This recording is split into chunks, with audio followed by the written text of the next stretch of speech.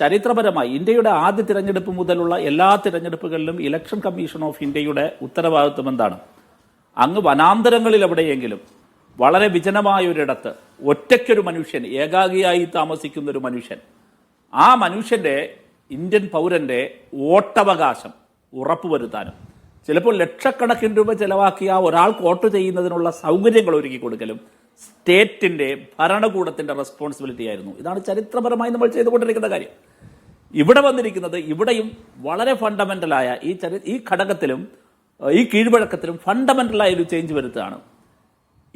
ഏതെങ്കിലും ഏതൊരാളും ആകട്ടെ, എവിടെയും താമസിക്കുന്ന മനുഷ്യന് വോട്ടവകാശം വേണമെങ്കിൽ സ്റ്റേറ്റ് നിർദ്ദേശിക്കുന്ന, നിഷ്കർഷിക്കുന്ന അപ്രാപ്യമായ, അതാണ് ഞാൻ പറയുന്നത്, അപ്രാപ്യമായ കുറെ വഴികളിലൂടെ സഞ്ചരിക്കണം. അതിന് നിങ്ങൾക്ക് പറ്റില്ലെങ്കിൽ നിങ്ങളുടെ വോട്ടവകാശം ഞങ്ങൾ റദ്ദാക്കും. പിന്നെ നിങ്ങൾക്ക് വോട്ടവകാശം വേണമെങ്കിൽ നിങ്ങൾ നിങ്ങളുടെ കാശ് ചിലവാക്കി വേണമെങ്കിൽ കോടതിയിൽ പോയി വാങ്ങിക്കുകയെ എന്നാണ്. കോടതിയിൽ പോയിക്കോ എന്നാണ്. എടാ, നിങ്ങൾ കോടതിയിൽ പോയിക്കോ. നിങ്ങൾ മനസ്സിലായില്ലേ?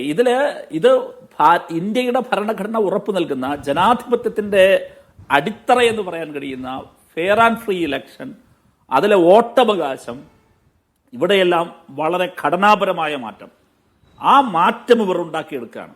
ഇത് ഒരു ഫാസിസ്റ്റ്, ന്യൂ ഫാസിസ്റ്റ് ഭരണകൂടത്തിന്റെ വളരെ കൃത്യമായ ഇടപെടലാണ്. അതുണ്ടാക്കുന്ന ദുർവ്യാപക പ്രത്യാഘാത എന്താണ്? ഇവിടെ ആധാർ കാർഡ്, കുറച്ചുകൂടി പിറകിലേക്ക് പോകൂ, ആധാർ കാർഡ് ഈ പറയുന്ന പരിഗണിക്കപ്പെടുന്ന രേഖകളുടെ കൂട്ടത്തിലില്ലായിരുന്നു സുപ്രീം കോടതിയുടെ ഇടപെടൽ വരുന്നത് വരെ. ഇപ്പൊ നിയമയുദ്ധം നടത്തി സുപ്രീം കോടതി അവസാനം ഇടപെട്ടതിന് ശേഷമാണ് ആധാർ കാർഡ് ഉള്ളവരെ ഉൾപ്പെടുത്താം. ഇതിനു മുമ്പ് പറഞ്ഞതാണ് എന്തായാലും ആധാർ കാർഡ് നിരസിക്കേണ്ട കാര്യം. ആധാർ കാർഡ് സാർവത്രികമാക്കിയ സന്ദർഭത്തിൽ പറഞ്ഞത് ഇനി ആധാറാണ് ഏറ്റവും അടിസ്ഥാന രേഖയെന്നാണ്. ഇപ്പോഴെന്തിനാണ് ആധാറിനെ അവിശ്വസിക്കുന്ന കാര്യം? ഇനി ഇതിൽ നിന്നെല്ലാം ഒഴിവാക്കപ്പെടുന്ന മനുഷ്യരാണ്, കൂട്ടത്തോടെ ഒഴിവാക്കപ്പെടുന്ന, എലിമിനേറ്റ് ചെയ്യപ്പെടുന്ന മനുഷ്യർ. അത് ന്യൂനപക്ഷ വിഭാഗങ്ങളിൽപ്പെട്ടവർ, ദളിതർ, ദരിദ്രർ, അങ്ങനെ സാധാരണക്കാരായ മനുഷ്യരെയാണ് ഒഴിവാക്കി നിർത്തുന്നത്. അവന്റെ ഇന്ത്യൻ ഭരണഘടന നൽകുന്ന അടിസ്ഥാനപരമായ അവന്റെ വോട്ടവകാശം നിറവേറ്റുന്നതിന് അവനെ പ്രേരിപ്പിക്കാൻ, അവനെ കൊണ്ടുവന്ന് നിങ്ങൾ വോട്ടർ പട്ടികയിൽ 18 വയസ്സായ ഓരോരുത്തരും വോട്ടർ ചേർക്കണം എന്ന് പ്രചരണം നടത്തേണ്ട, അതിന് പ്രലോഭനിപ്പിക്കേണ്ട, അവർ വരൂ, വോട്ട് ചെയ്യൂ, വരൂ, അതിനുള്ള സൗകര്യങ്ങൾ ഒരുക്കേണ്ട ഒരു ഭരണകൂടം അല്ലെങ്കിൽ ഭരണഘടനാപരമായ ചുമതല വഹിക്കേണ്ട ഇലക്ഷൻ കമ്മീഷൻ ഓഫ് ഇന്ത്യ നേരെ ഘടകവിരുദ്ധമായി ഈ രാജ്യത്ത് ആർക്കെങ്കിലും വോട്ട് വേണമെങ്കിൽ നിങ്ങൾ ഇത്രയും രേഖകളുമായി വന്ന് ഞങ്ങളുടെ മുമ്പിൽ ക്യൂ നിന്നാലേ തരികയുള്ളൂ. ഞങ്ങൾക്ക് ബോധ്യപ്പെടുന്നില്ല എങ്കിൽ നിന്നെ ഞങ്ങൾ ഒഴിവാക്കും, വേണമെങ്കിൽ നീ കോടതി പൊയ്ക്കൂടെ എന്ന് പറയാണ്. ഇത് ഇന്ത്യൻ ഭരണഘടന ഉറപ്പു നൽകുന്ന എല്ലാ മൗലികാവകാശങ്ങളുടെയും ലംഘനങ്ങളാണ്. മാത്രമല്ല ഭരണഘടനയെ തന്നെ നോക്കുകുത്തിയാക്കാണ്. ഇവിടെ എനിക്ക് കൗതുകരമായി തോന്നി ഇന്നത്തെ വിഷയത്തിലേക്ക് വന്നാൽ, ഇവിടെ ആയിരക്കണക്കിന് ആളുകൾ ദിനംപ്രതി പങ്കെടുത്തുകൊണ്ടിരിക്കുന്ന ഒരു വലിയ ജനാധിപത്യ യാത്ര ഞങ്ങളുടെ പാർട്ടി ഇതിന്റെ ഭാഗമായിട്ടുണ്ട്. ഇന്ത്യയിലെ ഏതാണ്ട് എല്ലാ ജനാധിപത്യ കക്ഷികളും അതിന്റെ ഭാഗമാകുന്നുണ്ട്.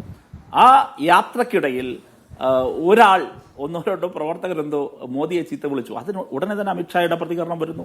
എല്ലാവരുടെ അമിത്ഷായുടെ നാവനങ്ങി അനങ്ങിക്കണ്ടല്ലോ. SIR എന്ന വിവാദം ഉയർന്നതിന് ശേഷം ഇന്ത്യൻ പാർലമെന്റ് ഏതാണ്ട് ഒരു മാസത്തോളം തുടർച്ചയായി ചേർന്നു. പാർലമെന്റിന്റെ ഇരു സഭകളിലും തുടർച്ചയായി അടിയന്തര പ്രമേയ നോട്ടീസും രാജ്യസഭയിൽ 267 നോട്ടീസും ഞങ്ങൾ ആവർത്തിച്ചു കൊടുത്തുകൊണ്ടിരുന്നത് ഇത് സംബന്ധിച്ച് ഗവൺമെന്റ് ഒന്ന് വാതുറക്കൂ, SIR നിർത്തിവെക്കൂ. രണ്ട് പ്രശ്നങ്ങളും ഈ കഴിഞ്ഞ പാർലമെന്റിന്റെ ഇക്കഴിഞ്ഞ വർഷകാല സമ്മേളനത്തിലെ രണ്ട് പ്രശ്നങ്ങളും എന്തായിരുന്നു? രണ്ട് പ്രശ്നങ്ങളും ഉയർന്നു വന്നത് തെരഞ്ഞെടുപ്പ് കമ്മീഷനെ ചുറ്റിപ്പറ്റിയായിരുന്നു. ഒന്ന് SIR, ദൂരവ്യാപക പ്രത്യാഘാതം ഉണ്ടാകുന്ന SIR ബീഹാറിൽ ആരംഭിക്കുകയും മറ്റ് സംസ്ഥാനങ്ങളിലേക്ക് വ്യാപിപ്പിക്കുകയും ചെയ്യുന്നു. അപ്പോൾ അതിനെക്കുറിച്ച് ചർച്ച ചെയ്യണം. ഒരക്ഷരം മിണ്ടിയില്ല. അന്ന് മിണ്ടാതിരുന്നു ഇവർ. അതിനുശേഷമോ ഈ കഴിഞ്ഞ 24 തെരഞ്ഞെടുപ്പിനുമായി ബന്ധപ്പെട്ട് ഉയർന്നു വന്ന വലിയ ആംബിഗ്വിറ്റീസ്, വളരെ അവ്യക്തതകൾ, ആ അവ്യക്തതകൾ, സംശയങ്ങൾ, വലിയ ആരോപണങ്ങൾ, നിങ്ങൾ നോക്കൂ. ആ സംശയങ്ങളെ മുറിച്ചു കടക്കാൻ ഗവൺമെന്റ് ഒരു ചർച്ചയ്ക്ക് തയ്യാറാകണം. പ്രധാനമന്ത്രി നിശബ്ദത വെടിയണം. ആഭ്യന്തരമന്ത്രി സംസാരിക്കണം. ഫ്ലോറിൽ രണ്ട് വിഷയങ്ങളോട് ഉന്നയിച്ചു പാർലമെന്റിൽ. ബീഹാറിലെ രണ്ടാമത് അങ്ങ് പറഞ്ഞത് മറ്റ് സംസ്ഥാനങ്ങളിലെ തെരഞ്ഞെടുപ്പുകളും അതുപോലെ 2024 ലോക്സഭാ തെരഞ്ഞെടുപ്പും സംബന്ധിച്ച് വരുന്ന ആംബിഗ്വിറ്റിയെ കുറിച്ചാണ്, അവ്യക്തതകളെ കുറിച്ചാണ്. അത് അവ്യക്തത തന്നെയാണോ നിങ്ങളുടെ നിലപാട്, നിങ്ങളുടെ പാർട്ടിയുടെ നിലപാടെന്നാണ്? മഹാദേവപുരയിലെ സ്പെസിമെൻ എടുത്ത് രാഹുൽ ഗാന്ധി തെളിവ് സഹിതം ചൂണ്ടിക്കാട്ടിയതാണ്. അതിനോട് CPM എന്ന പാർട്ടി അതിനെ പൂർണ്ണമായി പിന്തുണയ്ക്കുന്നുണ്ട് ആ വിഷയത്തെ? ഞങ്ങളെ പാർട്ടിയുടെ ജനറൽ സെക്രട്ടറിയെ അത് സംബന്ധിച്ചുള്ള കാര്യങ്ങൾ വ്യക്തമാക്കിയല്ലോ. ഉയർന്നു വന്ന എല്ലാ ആരോപണങ്ങളുടെയും പശ്ചാത്തലത്തിൽ, അത് തൃശ്ശൂർ ഉൾപ്പെടെ എല്ലായിടത്തും ഉയർന്നു വന്ന ആരോപണങ്ങളുടെ പശ്ചാത്തലത്തിൽ, വോട്ട് ചോരി എന്ന് പറയുന്ന, വോട്ട് കൊള്ള എന്നതിനെ സംബന്ധിക്കുന്ന ഉയർന്നു വന്ന ആരോപണങ്ങളുടെ പശ്ചാത്തലത്തിൽ അതിൽ കൃത്യമായ വിശദീകരണം ഇലക്ഷൻ കമ്മീഷൻ ഓഫ് ഇന്ത്യക്ക് ഇതുവരെയും നൽകാനായിട്ടില്ല എന്ന് തന്നെയാണ് ഞങ്ങൾ പറഞ്ഞിട്ടുള്ളത്.